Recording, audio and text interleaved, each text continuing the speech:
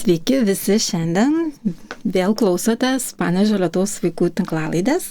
Ir šiandien kviečiame į pokalbį apie ilgalaikius ryšius, emocinę paramą ir mažus žingsnius, kurie vaikams tampa didžiuliais pokyčiais. Kalbėsime apie Big Brother, Big Sister mentorystės programą. Lietuviškai mes ją vadiname didžiojo draugo programa.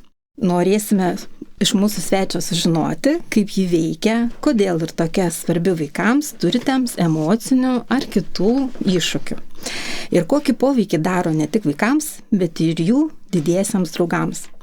Su mumis šiandien Vaida Gabė, psichologė iš Paramos vaikams centro Vilniuje, Vaida Big Brother, Big Sister programos vadovė. Ir daugiau nei 10 metų gilinasi į vaikų emocinę gerovę. O mentorystę mato vieną kaip iš prasmingiausių būdų keisti vaikų gyvenimus. Tai labas, Vaida. Sveiki.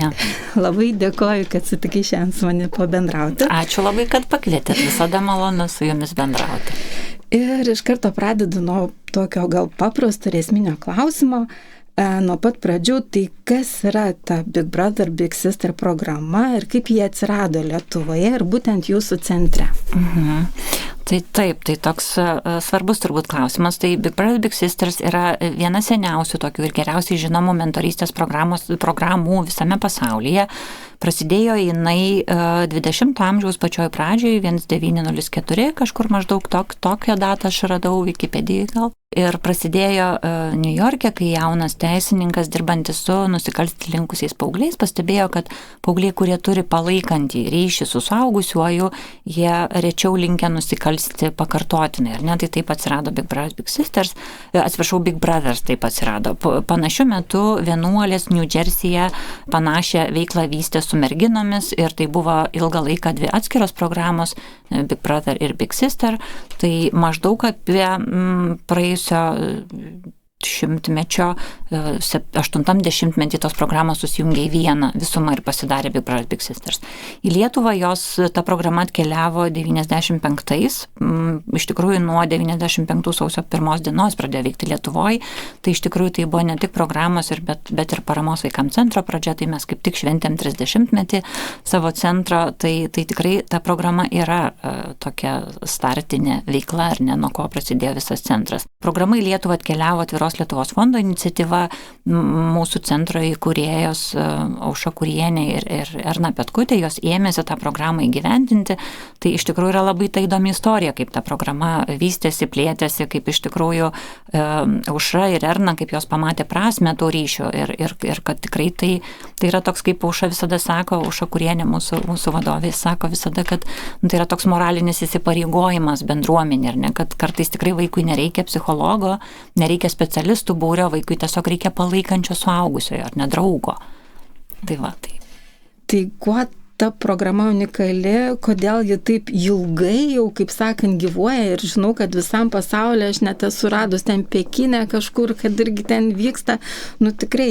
Ir emocinę paramą tą, kaip sakant, vaikams suteikia kažkokį palaikymą ir būtent kitas suaugęs žmogus. Tai kodėl ta mentorystė būtent šitoj programai tokia svarbi iš kito suaugusio žmogaus? Turbūt mentorysčių yra labai įvairių, ar ne? Bet kai jūs klausėt apie programos unikalumą, tai turbūt yra labai svarbu pasakyti, kad tikrai yra tam tikri principai, kaip programa veikia, ar ne? Tai tikrai programa veikia, tą testinumą savo išlaiko dėl to, kad yra kažkokia sistema, ar ne, kaip tą mes darom. Tai turbūt labai svarbu ir toks išskirtinumas programos yra, kad bendravimas vaiko ir suaugusiojo, ta draugystė, kaip mes ją vadinam, vyksta specialistų priežiūroj. Ar ne, apie tai, kad tikrai gali būti, kad iškyla kažkokių sunkumų, ar ne, ir iššūkių. Tai yra specialistas, dažnu atveju psichologas, ar ne, kuris prižiūri ir vis palydi, padeda spręsti ir įtraukia dar kažkokią reikiamą pagalbą, jeigu reikia, ar ne, tai čia yra toks, man atrodo, unikalus dalykas. Ir tikrai yra labai svarbi, man atrodo, dalis ir savanorių atranka, todėl kad, tikrai ne kiekvienas gali būti tokiu savanoriu, tikrai yra tam tikrų, kaip čia sąlygų, ar ne, koks žmogus gali būti Big Brothers Big Sisters savanoriu ar tokiu mentoriu, nes tai yra tikrai intensyvus individualus ryšys su vaiku. Tai vėlgi tas unikalumas turbūt irgi, kaip pasakau, individualus ryšys, tai yra tikrai vienas su vienu draugystė. Ir tai yra svarbu, ar ne? Taip pat svarbu yra, kad yra apibrėžtas netgi susitikimų dažnumas. Tai turi būti 2 valandos per savaitę. Ir taip, tiesiog galima galvoti, o tai kaip, o gal ten kažkaip kitaip.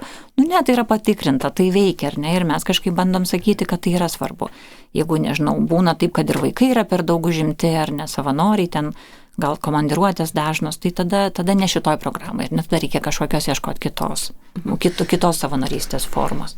Čia aš taip ir pastebiu, svarbu ir vaikas, ir savanoris, nes tas 2 valandos duoda kas savaitę tokį pastovumą, tą žinojimą, kad tu tikrai susitiksi, kad nebus kažkaip, kad čia, šiandien negaliu, ar dar kažkas, o iš kitos pusės tos 2 valandos ir savanoriai, tai tikrai ir iš mūsų, kiek jau girdėjau, savanorių, tai nėra didelis įsipareigojimas, tos 2 valandos labai greitai prabėga, bet kartu palaikomas pastovus tas ryšys. Taip, jūs labai svarbų dalyką čia irgi dar pabrėžėt apie tą pastovumą, ar ne? Aš vis prisimenu taisyklėse savanorių, yra tas būsiu pastovus ir patikimas didysis draugas, ar ne? Čia yra turbūt tai, kas irgi daro tą programą tokią unikalią, ar ne? Kad apie nuoseklumą, pastovumą tikrai yra kalba. Ir kaip jau minėjote, jau 30 metų dirbate ir pati su vaikais, tai kaip keitėsi gal poreikiai, o gal keitėsi pati mentorystė, ar pastebėjot ir vaikų, ir savanorių poreikis, aš įsivaizduoju, kad jų gal daugėja, ar mažėja, ar kažkaip tai. Turbūt, aš pati nedirbu 30 metų ar ne programai ir su vaikais, bet tą, ką teko girdėti iš vadovių savo apie tai, kad tikrai pradžioje tai buvo tokia labai iš vis neįtikėtina idėja rasti savanorių. Tai galvokim 95, ar ne, pati nepriklausomybės pradžia, daug visokių ekonominių iššūkių ir kitokių, ar ne. Tai tas tikrai buvo taip sudėtinga ir galvoti, kad čia kažkaip išsivystys ir išsiplėtos. Tai turbūt dabar yra ta jau, ką mes matom, ar ne, ką girdėjom iš savo vadovių, kaip ir sakau, kad užsienyje ateidavo žmonės, nes jie jau susikūrė savo gerą gyvenimą, jie savanoriauti ateidavo tokie žmonės, ar ne, kurie jau kažkokį pagrindą savo pasikloja po kojam ir nori padėti dabar kitiem. Tai dabar mes tą girdim iš savo savanorių, kad aš daug gavau, ar ne, ir dabar noriu dalintis, kad aš daug turiu ir galiu pasidalinti, ir kad aš noriu prasmingos veiklos, mano darbas gal ten kažkoks net nešantis pasitenkinimo, ar noriu aš kažką daryti, kame jausčiau prasme. Tai turbūt vėlgi pokytis, koks yra anksčiau, savanoriai buvo tikrai studentiško amžiaus, tie, kurie atvažiuoja gal į Vilnių iš kitų miestų, ar ne, ir nori kažkokios socializacijos, nori kažkokios veiklos. Dabar tikrai tendencija yra ta, kad žmonės ateina vyresni, kaip ir sakiau, ar ne, tie, kurie jau pasibaigė mokslus, turi darbą, susikūrė kažkokią savo gerovę, ar ne, ir tada jau norisi kažko daugiau. O kaip vaikai? O vaikai visada vaikai, ar ne, ir vaikų visada yra daugiau norinčių dalyvauti, negu mes galim jų priimti. Tai vaikų iššūkiai ir rūpesčiai, gal kažkiek jie keičiasi, dabar galbūt yra ta tokia technologijų kažkoks dalykas, ar ne, daugiau to gal nerimo, kažkokio tokio socialinių sunkumų, bendravimo sunkumų, bet čia nėra kažkas labai išskirtinio. Vaikai jų visada yra ir jiem tikrai reikia to suaugusio palaikymo. Tavo nuomonė, kokios yra vis dėlto šios programos tokios esminės vertybės, kas asmeniškai labiausiai, pavyzdžiui, tave įkvėpė dirbti tokį darbą? Taip, aš dažnai pagalvoju, kad mano yra nuostabus darbas iš tikrųjų, todėl kad tikrai šalia tų rūpesčių, kuriuos matau savo darbe, ar ne, kur tikrai vis tiek tenka susidurti su kažkokiais tikrai žmonių sunkumais ir kartais ir negali padėti, ar ne tą sunku priimti, bet, sakykime, ir savanoriai visada yra tie žmonės, kurie ir motyvuoti, ir įkvepia ir save, ir vaiką, ir dar daug aplinkinių žmonių, ar ne? Tai įkvepia turbūt tas pokytis, kuris matosi, kuris iš tikrųjų matosi. kažkoks ilgalaikis tas ryšys, kur nereikia įtikinėti savęs, kad jo, čia tikrai, čia tiesiog yra tiek įrodymų, kad tai veikia, ar ne, kiek kas kart susitinki. Man tai yra tas nuostabus jausmas, kai susitinki vaiką, kuris prieš metus buvo nedrąsus, nieko nenorėjo kalbėti ir susitinki jį ten po kažkiek, tai kad ir tas metinis susitikimas, ar ne, kai po metų susitinkam aptarti, jau taip pasikalbėti rimčiau, ar ne, nesvarbu, ir tie tarpiniai susitikimai, bet tiesiog, ar ne, kur gali palyginti ir vaikas šneka, ir jisai pasakoja, ir savanoris yra tas, kuris tikrai matosi, kaip jį drąsina ir kaip jį palaiko, ir tada girdi, kad ir draugų gal kažkokių atsirado, ar kažkokios veiklos, ar ne, tai tikrai labai įkvepia. Tai dar kartą noriu sugrįžti prie tos ilgalaikius santykius, nes čia labai svarbu šitas dalykas šitoje programoje. Ir kodėl ši trukmė svarbi, nes yra įsipareigojimas savanorių metai ir ypač tas, ar vaikai irgi išbūna tos metus ir kaip ta pradžia vyksta, ar nebūna, kad kartais, taip iš vaiko pusės ne visada kartais vyksta ta draugystė. Žinot, kaip yra, metai čia yra bent, dabar jau mes sakom bent metai, nes tikrai dažnu atveju metai yra tik pradžia, ar ne? Ir kai jūs sakot iš vaiko pusės, tai tikrai vaikai ateina su kažkokiais iššūkiais, jiems yra nedrąsu, jiems yra baisu, jie galbūt turi jau kažkokios neigiamos patirties santykiuose su kitais žmonėmis, jie jau yra patyrę atstumimą, jie jau žino, kad jie nepatinka kitiems, kad gal jie kažkokie netokie, ar ne? Ir savanoris yra tas, kuris turi kantriai išbūti šalia ir drąsinti vaiką. Ir kaip jūs tą sakėt, pastovumą pabrėžėt, ar ne? Priminėt man, kad tai yra kas savaitę ir vaikas žino, kad mes susitiksim ir galbūt ir susipyksim, galbūt ir kažkas nepatiks, bet mes vis tiek susitiksim. Ir tame nuoseklume, pastovume ir ilgalaikėje perspektyvoje vyksta tie pokyčiai. Nes jeigu aš galvoju, kad čia tas žmogus, nežinau, už poros savaičių mes jau nesusitiksim, tai kodėl aš turėčiau kažką čia stengtis, ar ne, kodėl aš turėčiau kažkaip norėti čia būti su juo. Ir galų gale pasitikėti, ar ne, patikėti, kad tas žmogus bus su manim. O iš tikrųjų taip ir yra, kad pagrindinis tas savivertę formuojantis faktorius ir yra, kad kitas žmogus nori su manim būti, man skiria laiko, vadinasi, aš esu vertingas. Tai vaikui tai yra žinia ir galų gale vaikas turi patirti sėkmingų santykių, kad kažkas pavyko, kad jeigu aš išbausiu šituo žmogum, tai galbūt aš galiu tiesiog išdrįsti pabandyti ir su kitais, ar ne? Tai va čia ir kartais tikrai neužtenka metų, nes kaip jūs ir sakot, vaiko, ir čia ne dėl to, kad iš vaiko pusės kažkas, nežinau, nevyksta. Tiesiog vaikas turi turėti laiko ir erdvės mokytis, ar ne, po truputėlį, po mažą žingsnelį, savo tempu, o savanorių užduotis yra išbūti ir tam tikrą prasme, mes sakom, atlaikyti, ar ne, tikrai iššūkių kyla. Taip, tikrai pastebėjau, man tas labai vis irgi būtent išbūti lėtu tempu. Taip. Nes kartais aš irgi matau iš savanorių tokį labai didelį entuziazmą, čia dabar pulsiu, dabar padarysiu, čia nusivesim. O vaikas kartais būna stop ir jam gerai tiesiog kartais ir per tą patį daryti, nereikia ten kažkokių ten pramogų. Tai kaip galėtum, pavyzdžiui, pasakyti ar apibūdinti, kas tas yra geras didysis draugas, gal nežinau, geras, gal ne, čia toks netinkamas žodis, bet kokiom savybėm gal pasižymėt galėtų? Čia yra įdomus dalykas, todėl kad nėra tokio dalyko. Ar ne, geras, nežinau, ar kokios savybės.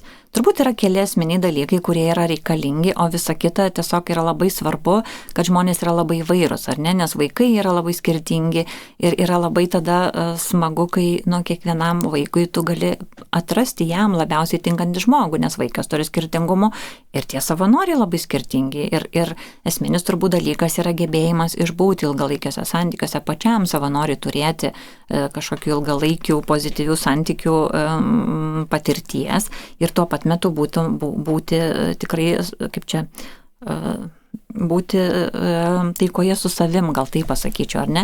Kaip mes sakom, kad nėra svarbu, kas žmogui gyvenime yra nutikę, svarbu, ką jis su tuo padarė, ar ne, kaip jisai su tuo yra susitvarkęs.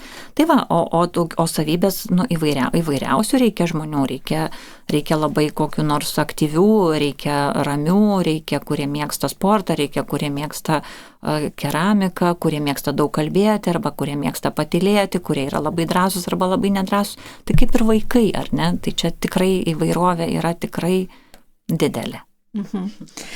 O tą savanorių vis tiek reikia kažkiek tai ir paruošti, ir ant to kelio užvesti, ir kaip jie po to tas problemas sprendžia, ir ar jie turi patys susidoroti, ar kažkaip pagalbą kažkokią gauna, ir kaip minėjau, tą ir mokymus, kiek prieš tai gauna savanoriai.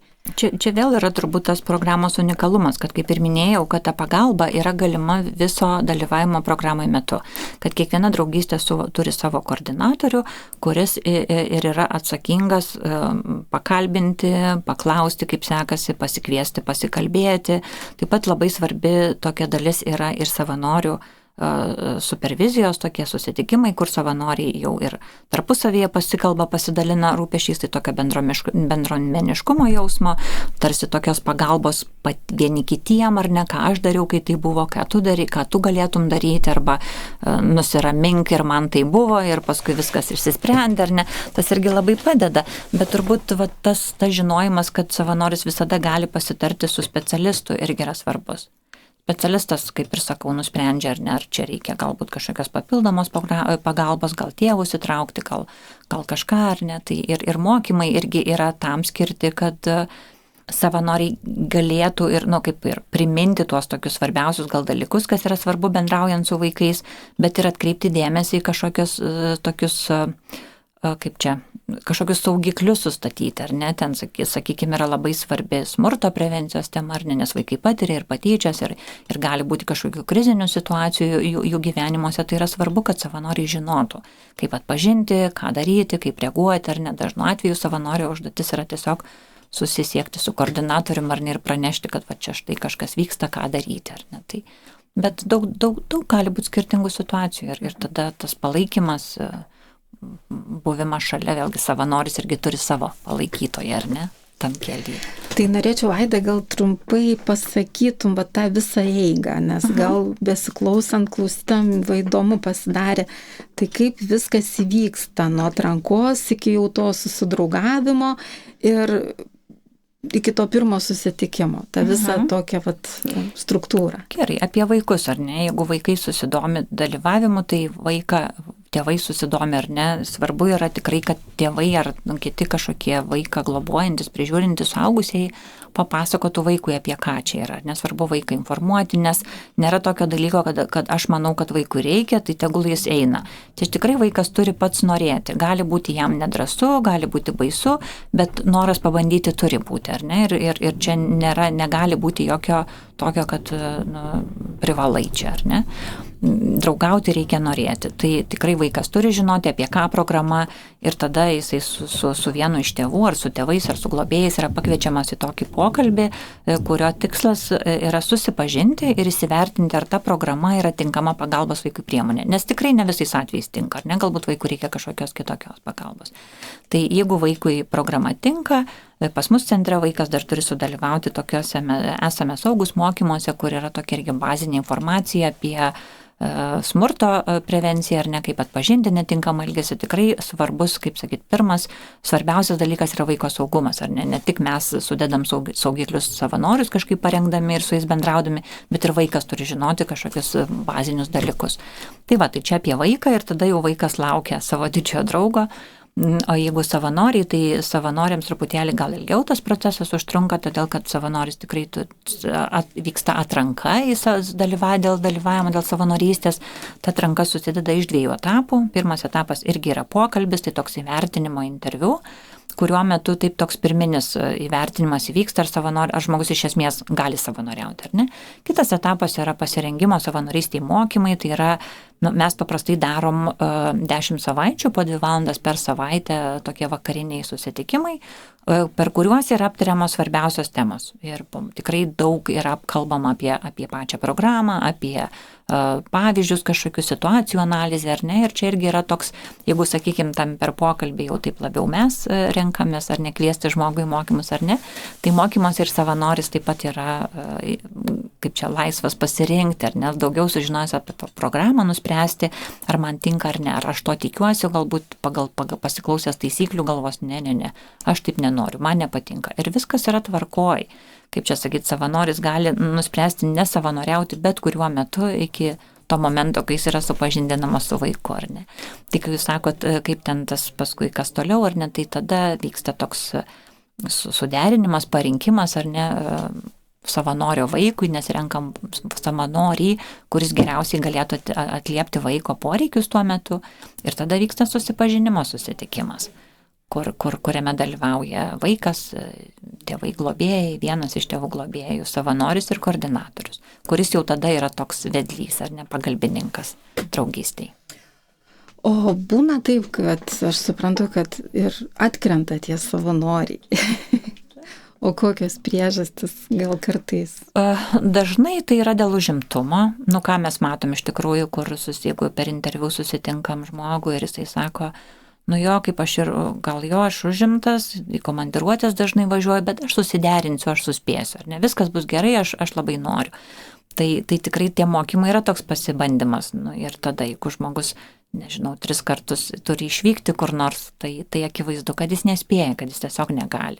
Galbūt, kaip ir sakiau, užsiskiria kažkokie vertybiniai požiūriai, ar ne, galbūt žmogus kažkaip kitaip žiūri į tas taisyklės, ar į tuos kažkokį, nepasakysiu reikalavimus. Tai galbūt žmogaus lūkesčių neatliepia tai, ko mes tikimės, ar ne, kokie yra tokie svarbiausi dalykai. Tai čia viskas tikrai visaip gali būti.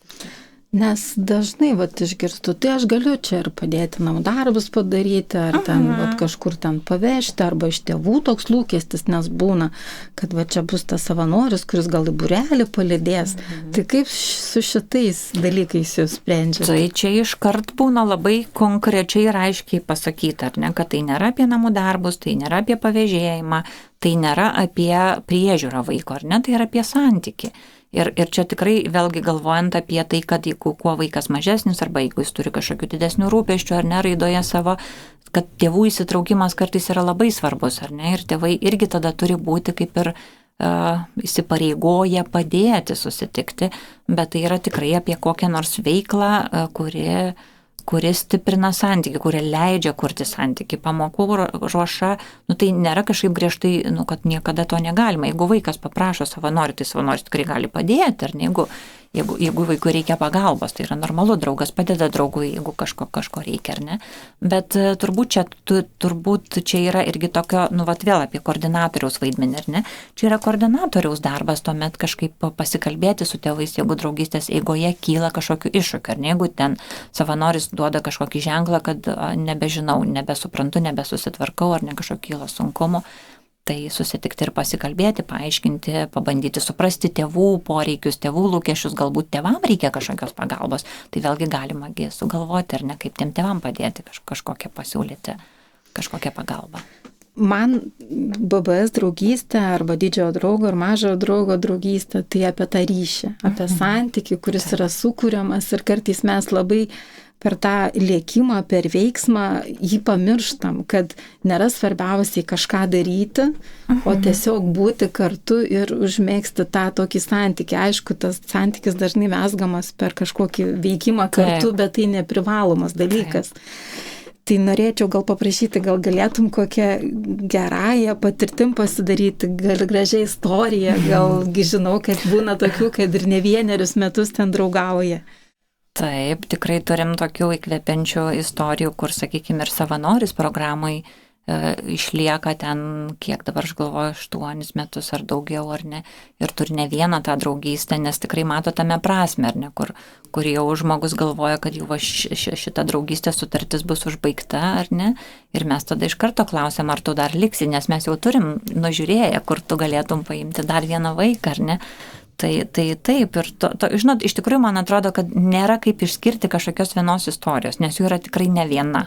Yra kažkokių tikrai labai tokių gražių įkvepiančių pavyzdžių, kuriais mes, tarp kitko, mes daliname savo puslapyje Paramos vaikams centro. Jeigu nueitumėt ten, kur yra Big Sisters, apie programą parašyta, ten yra draugysčių istorijos ir ten yra tos sėkmės istorijos, kur mes nukreipiam nukreipiam ir tėvus pasižiūrėti, ir kad vaikus padrąsinti, ar ne, tai tikiu, kad ir jūs turėsit tokį galbūt savo skyrelį, ar ne, kur bus draugysčių sėkmės istorijos. Tai čia toks visai toks, geras savo kartais priminimas, ar ne, tos nuotraukos su šypsenom ir visa kita. Tai tikrai tas toks pokytis, mes dar nesame, aišku, pradėjom vykti tą programą, mūsų draugystės čia tik tai vyksta 5 dar mėnuo, nors atrodo jau daug, bet kai kurios prasidėjo anksčiau, kurios vėliau, bet jau irgi matosi tam tikri pokyčiai, ypač vaikuose iš tėvų atsiliepimų labai girdisi, kaip tie vaikai, kur kiti gal ir nenorėdavo išeiti iš namų, o dabar veržėsi, tik pasako, kad atvažiavo savanoris, atėjo, tai iš karto už daiktų ir bėga pro duris. Tai kartais tasai būtent ryšys gal ir ne visada kartais pasimato iš karto, bet kai pasklausai tų tėvų pasakojimų, ar nesenai išvyką turėjom, kai savanoris sako, man sunku šiek tiek ryšį palaikyti su vaiku, nes mūsų vaikai yra su autizmo spektro sutrikimu, tai jie kartais ir komunikacijos problemų turi. Bet jisai tiesiog atnešė, paėmė sumuštinį ir padėjo prie jo ir vėl išėjo. Ir viskas aišku, tu esi išskirtinis, tu esi mano draugas. Tai kartais irgi suskarba labai gražiai tos istorijos. Tai jūs jau turit tų irgi savo gražių. Taip, jau kaip sakau, jūsų iš vis istorija ilga, jau 30 metų, kaip sakė, tai jau gal ir tos istorijos tokios geros visos susimaišo. Tai norėjau dar ir pasiklausti, kaip jums atrodo mūsų programa, kaip jūs pradžiai galvojat, kreipiausi jūs, kad padėtumėt mums su autistiškais vaikais, nes aš suprantu, jūs su sunkesniais spec poreikių vaikais, tai jau netraukėte programą. Kaip jums atrodė mūsų iššūkiai ir tas mūsų darbas? Man atrodo, tai atrodė irgi, taip, patikimai gal ar ne, nes jūs tikrai esat organizacija, kuri daug metų savo srityje esat profesionali organizacija. Ir kažkaip aš tikrai su tokiu pasitikėjimu važiavau pas jūs, nes aš tikrai galvoju, žinot, ką jūs darot, aš galėsiu pasidalinti tuo, ką aš žinau, ar ne, ir mes kažkaip sujungsim ir turbūt kažkas įdomaus ir naudingo gausis, ar ne, tai man atrodo, kad taip ir nutiko iš tikrųjų. Kaip jūs matėt mūsų savanorius, ar buvo sunku apmokyti, ar kažkaip turėjot kažkokių baimių, neramumų? Man buvo labai įdomu, kai Lina, jūsų koordinatorė su Kristina, atvažiavo pas mus į Vilnių, ten tuos pirmus kartus mokyti, stebėti, kaip mes darom savanorių interviu ir kažkaip, ir jos labai nerimavo, kad oi, kokie čia pas jūs faini žmonės, pas Panevėžį turbūt pas mus nieks neteis, aš labai jas drąsinu, sakau, matysit, ateis, yra Panevėžį tikrai nemažiau šaunių ir skaičium, ar netų žmonių ir tuo savo tokiu, kaip čia, užsidegimu ir entuziazmu ir tom visom savybėm, kur atrodė, kad mūsų savanorėse kažkaip jas patraukė. Ir tai buvo tiesa, ką aš sakiau. Tikrai pas jūs susirinko šauni kompanija, darbo prasme nebuvo jokio skirtumo. Visiškai buvo tokie pat savanorių mokymai, lygiai taip pat kaip dirbau aš, taip pat kaip su savo savanoriais, tik tiek, kad mes turėjom tikrai įterpti ir visada prisiminti, kad tie vaikai bus kažkiek kitokie, ar ne, kad svarbu atsižvelgti į jų kažkokius ypatumus. Tai tas tik buvo skirtinga ir aš tikrai irgi daug sužinojau ir man buvo pačiai labai vertingas tas susitikimas ir pabuvimas jūsų organizacijoje. Dėkui tau labai, Vaida, už tokius gražius žodžius mūsų savanoriam, nes mes irgi tikrai esam tokio euforija ir Kristina jau su Lina, kai darė atrankas, sako, kokie nuostabus žmonės ateina, kokie nuostabus. Tiesiog atrodo, kaip kartais mes nuvertinam, kas yra šalia. Tikrai yra labai, labai smagu ir kad savanoriai registruojasi ir atiduoda tą laiką, tą laiką ir tą meilę tam vaikui.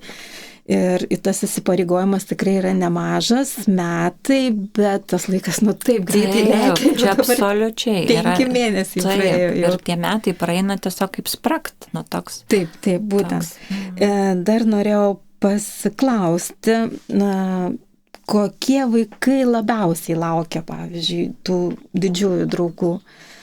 Ar kuriem labiausiai gal reikia, kas pas jūs organizacijai, gal kažkaip išskiria? Žinot, kaip yra, man atrodo, draugo reikia kiekvienam ir draugo reikia visada žmogui visais gyvenimo etapais, turbūt nėra labiausiai. kiekvieno vaiko situacija yra kitokia. Aišku, jie turi tų bendrumų tokių, ar ne, vat apie tą kažkokį vienišumą, apie tą palaikymo stoką, kažkokius tokius rūpesčius, bet turbūt nėra labiausiai. Tiesiog. Galbūt būna kažkokių išskirtinių atvejų, kur ten kažkokia netektis sunki arba kažkokia tokia krizinė situacija, kur atrodo, kad tą vaiką greičiau, ar ne, kad nenorėtumėm, kad jis nes pas mus tenka palaukti vaikam didžiojo draugo. Atrodo, kad nesinori, kad tas vaikas lauktų, ar ne, kad reikia greičiau. Tai vat gal kažkokiais tokiais, bet iš esmės visiems reikia.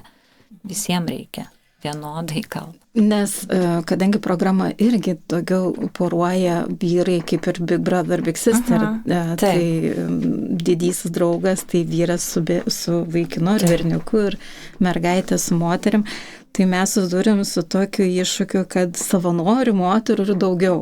Taip. O mūsų bendruomenė atvirkščiai vaikų berniukų yra daugiau, kurie laukia didžiojo draugo.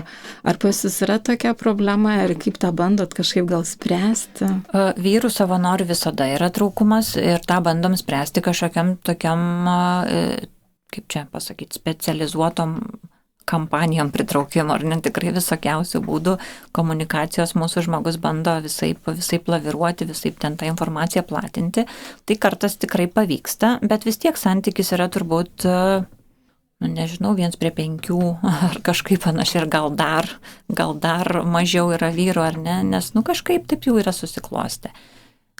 Sunku pasakyti, kur vyrai gal savanoriauja kažkur kitur, ar ne, jie gal kažkokio šauliuose šiais laikais ar kažkokius kitus dalykus daro, bet tikrai džiugu yra, kad, kad ateina, kad vis tiek jų turim.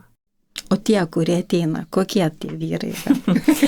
Vėlgi labai skirtingi, žinokit, lygiai taip pat kaip ir merginos, ar ne, taip ir vyrai yra labai skirtingi, bet kas turbūt svarbu yra, kad jie tikrai turi kažkokio domėjimosi tą emociniu tuo gyvenimu, ar ne, kad jiems yra įdomu, kad jie apie save yra vėlgi, kaip sakiau, dalykų sužinoja, kažkiek save pažinę, ar ne, savo tą emocijų pasaulį, tai čia yra svarbu.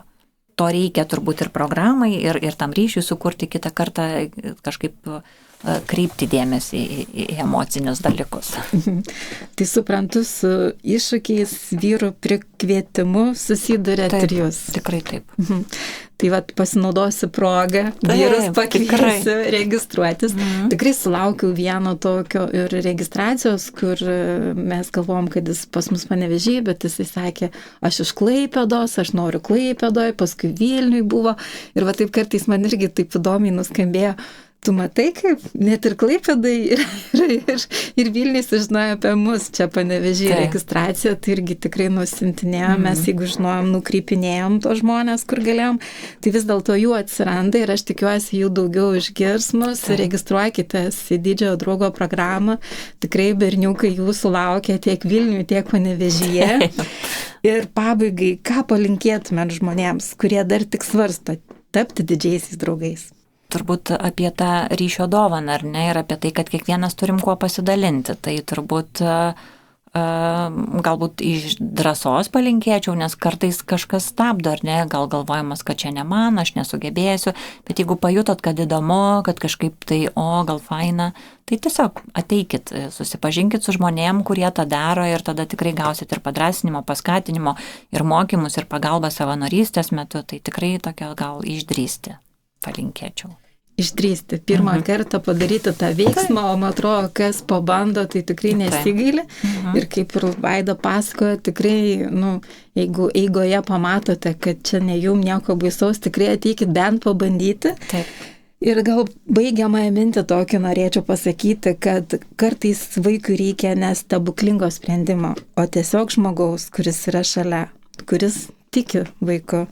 Ir būtent šita programa, Big Brother, Big Sister, nėra tik programa, tai draugystė, kuria padeda vaikui augti, o savanoriai keisti pasaulį kiekvieno susitikimo metu.